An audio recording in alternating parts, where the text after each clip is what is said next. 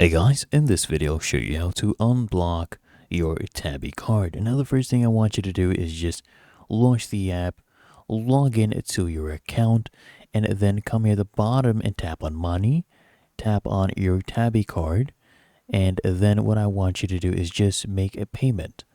So our statement amount is this much, so you just go ahead and enter that amount and pay it off. So type it in, hit continue. Select your payment method to begin paying, tap on pay, and once you're all paid up, as you can see, the card payment has been paid, then you can tap on done.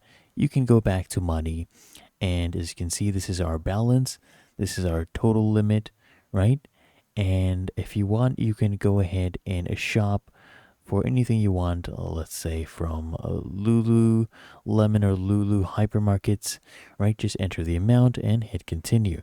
If you're still having trouble, you can click here on the bottom right on your profile icon, hit contact us, and just contact customer support. Really that easy. If you found this video helpful, make sure you smash the like button and subscribe to the channel.